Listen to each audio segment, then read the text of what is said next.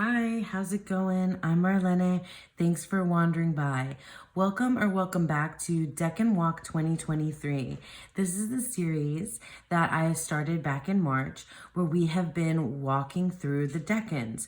Basically, we've been walking through the zodiacal wheel of the year and paying attention to the correspondences between the tarot and astrology. If you want more information on what a decan is, what a Decan Walk is, I encourage you to go ahead and visit my description box below where I have a link to the playlist of all the Decan videos that I've created so far. And if you'd like to engage in further discussion, you can visit us at the Boho Tarot Facebook group that is run by my friend Dawn Michelle, where I've been sharing spreads and posts and just engaging in a little bit more discussion over there. All right, so without further ado, let's go ahead and get into the current decan.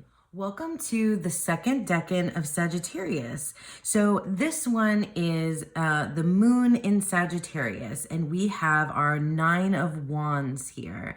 This card comes from the Divine Decan Tarot that was sent to me by Reese Marin, and it's been like my main study deck throughout this entire Decan Walk. So moon in Sagittarius is mutable fire. And so all that means is that Sagittarius, the zodiac sign, is mutable. It comes at the end of the season. So currently in the Northern Hemisphere, we are at the end of the fall season. So it's a mutable transitional time moving from one season into the next. This decan runs from December 3rd through December 12th. And I always remind you guys that these dates can vary by a day or two. I just go with what's on my card. And here we have our 9 of Wands, and the Hermetic title is the Lord of Great Strength. The Lord of Great Strength. Strength is what appears on the card in the Thoth Tarot. But anyway, we're going to be keeping it super minimal and really quick today, at least I hope, because I don't have a lot of time. And honestly, I'm going to be just upfront with you guys. This decan, I'm going completely off book, off the cuff, no podcast, no resources. I literally have not had time to study ahead of time. So I'm kind of just going into the decan and using what I already know so far about astrology, about this zodiac sign, and about the planetary energy, and we're just gonna have a bit of a chat. So we know that the 9 of Wands is our decan card, and what we like to look at, or what I like to look at, is the planetary energy and the zodiac sign energy coming together to create this card. And we have the moon, which it can be confusing because the moon, the classical planet, it's a luminary, but the moon doesn't correspond directly to the tarot card of the moon. It actually corresponds to the High Priestess. So we have our High Priestess as the moon, and we already discussed the card that relates to the sign of Sagittarius, which is Temperance. And so I went into a lot of detail the last decan video that I did, which is the first decan of Sagittarius, in order to kind of dive deeper into Sagittarius and what Sagittarius is all about and how it relates specifically to the Temperance card. So we'll talk about these guys in a second, but let's just talk about the 9 of Wands just in general and basically where I'm coming from in terms of understanding the 9 of Wands. Now, I was joking with a friend about how I'm not looking forward to this decan because I'm not really super stoked to invite this energy into my life. The thing is that I don't need to invite the 9 of Wands energy in my life. I often feel like, at least for the last couple years, I've been in this type of energy. So for me, the keywords that resonate the most with the 9 of Wands is resilience, persistence. But when we look at this character in the Waite Smith depiction of this card, this is somebody who is world weary, somebody who has been knocked down quite a bit, who's been beat up, and who is still standing.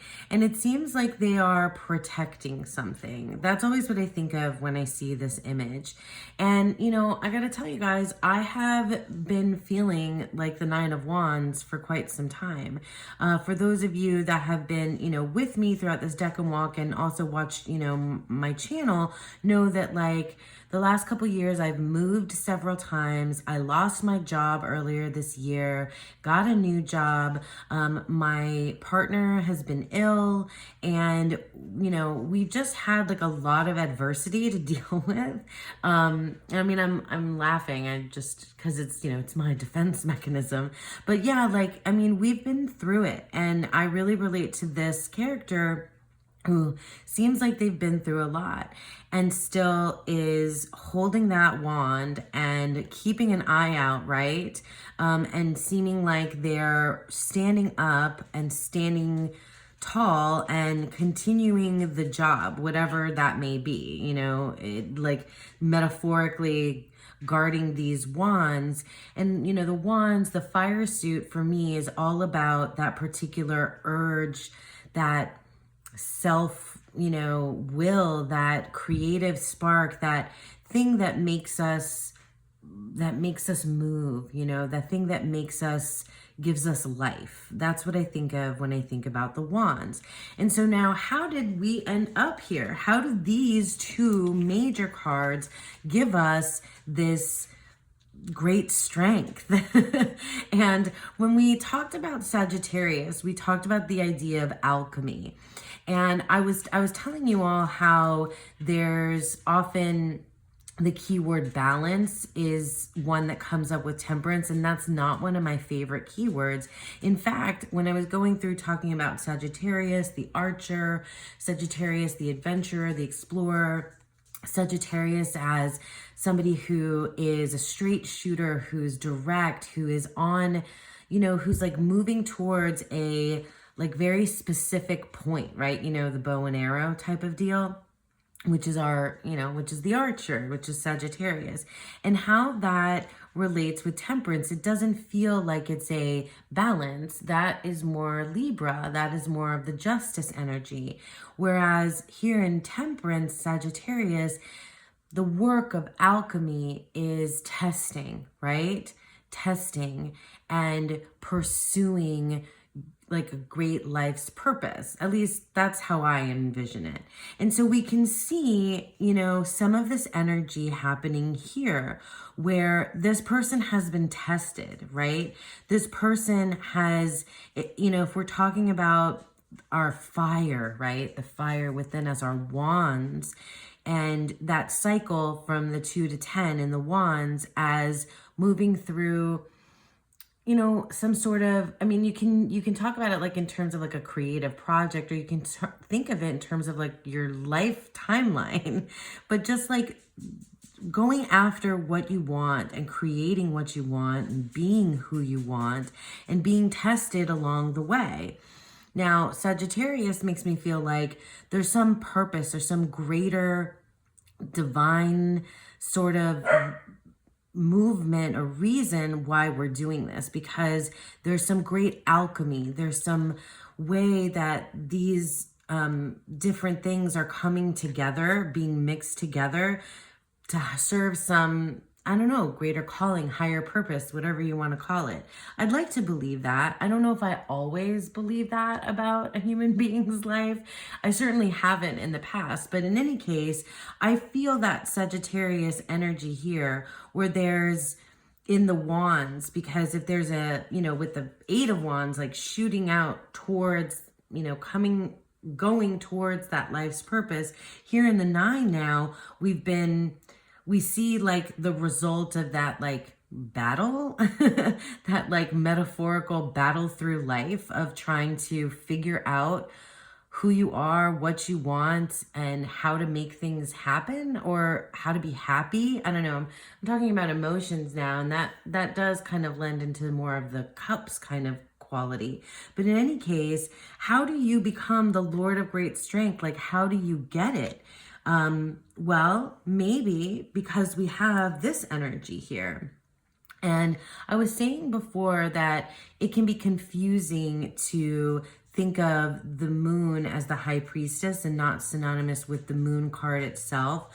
But there's a lot of like overlap, I think, with the idea of the high priestess and a lot of the symbology and a lot of the things that we get from the moon, because the moon still kind of features in the high priestess, right?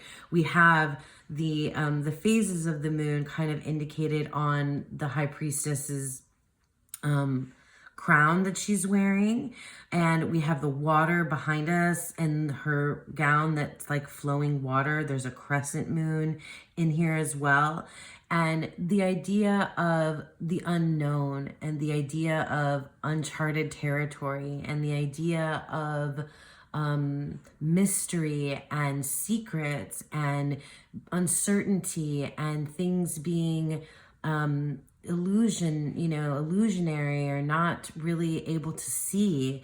I think those ideas that come in from the moon card itself also sit in this space. And but the difference here is that the high priestess with her scroll, right? She's the one that has the answers. She is this gatekeeper, and not in the crappy sense of the way that term floats around, but she holds all this knowledge. That's how we see her. She is in front of the veil. She can lift the veil, presumably, and kind of shed light on what the answers really are. And if Sagittarius, the archer, right, is moving through life in this kind of a way that's really headed towards a very specific direct purpose, I think that they get their answers here from the high priestess. And what does the high priestess tell us? The high priestess tells us that the answers are within us, right? At least that's how I see her. I love when the high priestess comes up because she reminds me that if I journey within, right? If I take a look and use my own intuition, that I will discover my own truth, or the truth, capital T. I don't know. But do you know what I mean? Like, she's the one who reminds me that I know already and I can figure it out. And it makes me feel strong, right? It does still have this like sense of uncertainty. There is still this like secrets and answers and keys and the veil and not really being able to see. I mean, that stuff all still kind of lingers in there, but there is sort of the sense of knowing. And I mean, she's often seen, the owls are often depicted with the high priestess. I mean, there's so much symbology in here, and I'm not going to go into that. But so at the end of the day, I think that when the high priestess speaks to Temperance, I don't know, it might be a bit of a contentious discussion, because it might be like this like riddle of the Sphinx, right? This like trying to figure things out and this like kind of vague answers. Whereas here it's like this very specific kind of, alchemy where the angel of Temperance is really, I don't even know if I feel like the angel of Temperance is even speaking, or if the high priestess would even speak. I mean, I feel like maybe this would be just sort of like a silent conversation happening somewhere in some other like realm, right? I'm waxing poetic as I usually do. But I think that it's a contentious, but it also is a relationship or conversation or mingling that makes some kind of sense. Where if the advice to, puny humans is coming from these two archetypes, then it is like the idea that life is a test, right? It's an unending test of will and strength. And I mean, I don't know, if it ever really lets up. I don't know. You guys tell me. But I think that regardless of whether it ever really lets up or if it ever really ends, maybe some of you think it does. Maybe some of you think that it's an unending cycle. Aha, moon cycles again. That the most important thing is that we have this, we persevere, right? We persist, we persevere, we are resilient, we get up again. We protect those things that are like move us and make us value, make us feel like life has meaning, that fire, that energy that is our willpower, right? Our anima, right? What makes us live and breathe and move and desire and all the other things and think. And I mean, I'm crossing I'm crossing the different suits, right? To think and feel and love and but I feel like that's kind of all contained inside the wands. That's why I feel like they come first. But in any case, regardless, the idea is that if I'm making any sort of sense to you guys whatsoever, the idea here is that even though, I mean, I think this is a card that may seem like rough, right? Or at least this person does, but it's still a card of great, it's still a positive, it feels okay, like everything's going to be okay, kind of a card. At the same time, even though I might not want to see it, because it's reminding me that like what I've been through and how I can stand up again, maybe the thing is that I like when I see it, I'm just sort of like, ugh, I don't wanna persevere. I don't want to have to persevere. That's it. Like, I want to be whiny and say, I don't want to have to persevere in this life. I want things to be easy. But like, the secret is, I guess, that nothing's going to be easy. Like, this wouldn't be called the great work of alchemy if it was something easy to do. That's why, like, the chemicals or the chemistry or the mixture, whatever it is gets tested, And I talked about that when I talked about Sagittarius, the different, like chocolate or metal, things being tested, going from its hottest point to its coldest point and seeing what it's made of, what are you made of, puny human? This is such a weird one. I'm sorry, you guys. So yeah, I mean, when I think about the nines in general, like I think I'm more scared of this one than I am of the Nine of Swords, because even though the Nine of Swords is like that mental anguish, that fear, that anxiety, I feel like just because it's happening in the mind, like I can get through it. But with this one, the Lord of Great Strength, the Nine of Wands, Moon in Sagittarius, I feel like this card is calling upon me or us when we get it in a reading to like really, really feel our own strength and persevere, like, because we've been through so much, and it's like, nope, it ain't over yet, buddy. Like, you gotta get up, you gotta hold on to your wands. Sorry. It just makes me laugh because, wands, phallic, haha. Okay. So you gotta hold on to it's grit, right? You gotta have some grit and you gotta get through, and you will, because, this guy is standing here still after being beaten up, after having been through it. And I think that while this seems so gritty, right, and raw, and these are so ethereal, right? It's so incongruous to think that these ethereal archetypes, this like, grand pursuit and mysterious secrets of the meaning of life, right, come together and here's this like really gritty scene. That's wild to me. But I think in some really strange way, it's very fitting. It's very fitting for the Nine of Wands. All right, and so I think that's going to be it for me, you guys. I didn't want to get into showing you a bunch of other cards or anything like that. I just wanted to kind of get to the very raw, real way that I envision the Nine of Wands, and through the lens of these two, this planetary and zodiac sign energy coming together, this astrology. I see it in some strange way.